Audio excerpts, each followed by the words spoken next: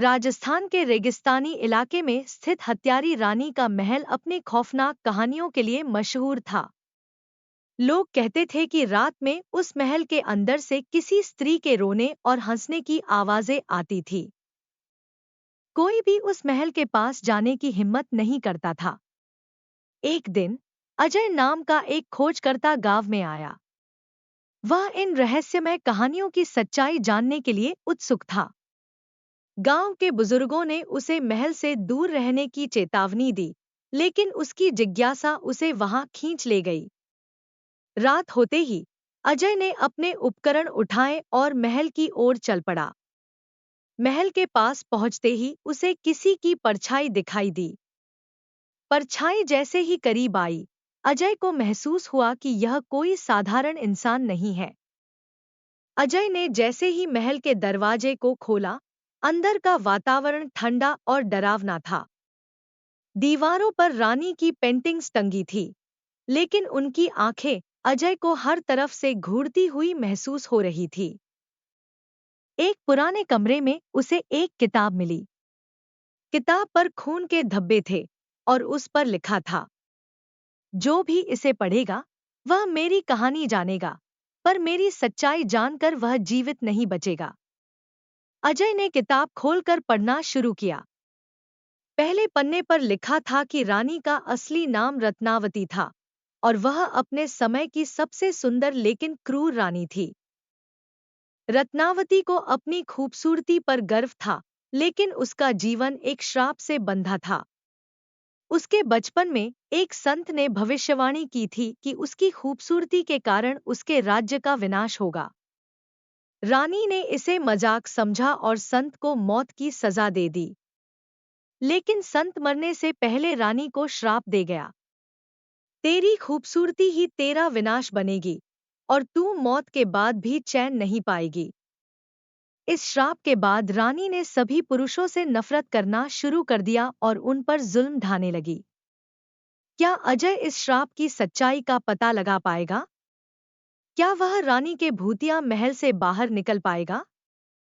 अजय ने किताब पढ़ते हुए पाया कि रानी रत्नावती ने एक गुप्त कक्ष बनवाया था, जिसमें उसके सारे रहस्य छुपे थे। किताब के अनुसार वह कक्ष महल के तहखाने में स्थित था और वहां जाने का रास्ता केवल एक विशेष प्रतीक को सक्रिय करने से खुलता था। अजय ने महल का निरीक्षण करना शुरू किया। उसे दीवारों पर कई तरह के प्रतीक और चिन्ह दिखे। अचानक उसकी नजर एक दीवार पर बने सिंहासन की तस्वीर पर पड़ी। उसके नीचे लिखा था, सिंहासन तक पहुंचने वाला ही सच का सामना कर सकता है।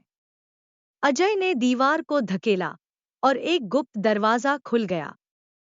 वह धीरे धीरे सीढ़ियों से नीचे गया और एक विशाल कक्ष में पहुंचा।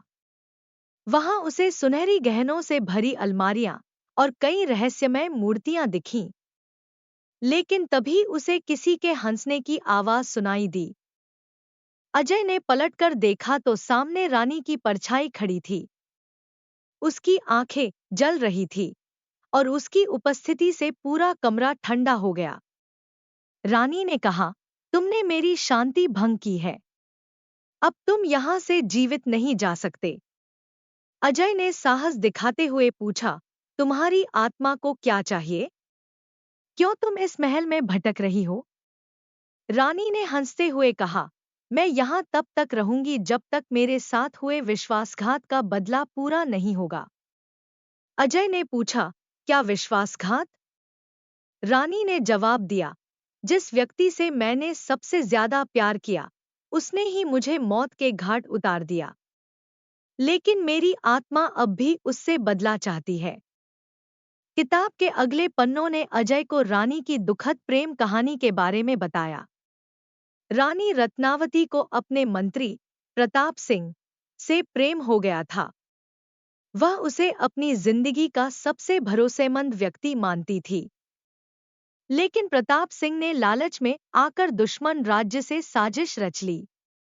उसने रानी को धोखा देकर उसे बंदी बना लिया और महल के अंदर ही एक गुप्त स्थान पर उसकी हत्या कर दी।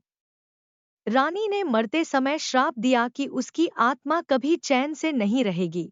और जो भी इस महल में आएगा वह उसकी कहानी सुनने और उसका बदला पूरा करने के लिए मजबूर होगा।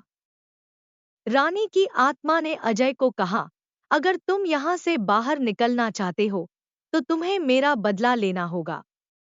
अजय ने हिम्मत से पूछा, मुझे क्या करना होगा? रानी ने जवाब दिया, प्रताप सिंह का परिवार अब भी जिंदा है। उनकी पीढ़ी को यह श्राप समाप्त करना होगा। अजय को अब यह समझना था कि वह इस रहस्य को कैसे सुलझाए और रानी की आत्मा को कैसे मुक्त करे। क्या अजय इस श्राप को खत्म कर पाएगा?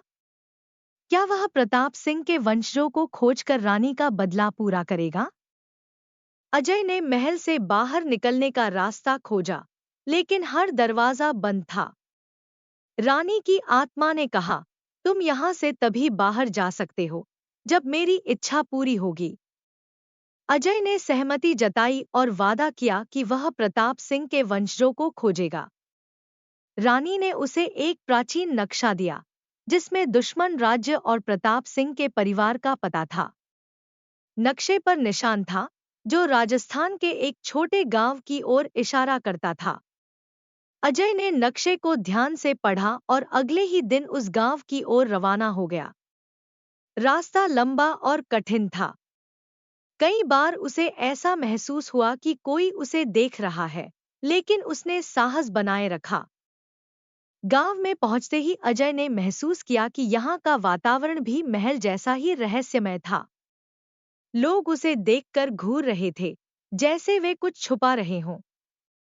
अजय ने गांव के बुजुर्गों से बात करने की कोशिश की, लेकिन वे कुछ भी बताने से डरते थे। अंततः एक बूढ़ी औरत, जिसका नाम सावित्री था, ने अजय को बताया, यहाँ कोई भी प्रताप सिंह का नाम लेने से डरता है। वह परिवार वर्षों पहले गांव छोड़कर चला गया था। अजय ने पूछा, क्या आप जानते हैं कि वह परिवार कहाँ गया? सावित्री ने जवाब दिया, उन्होंने पास के जंगल में एक किला बनाया था। लोग कहते हैं कि वह किला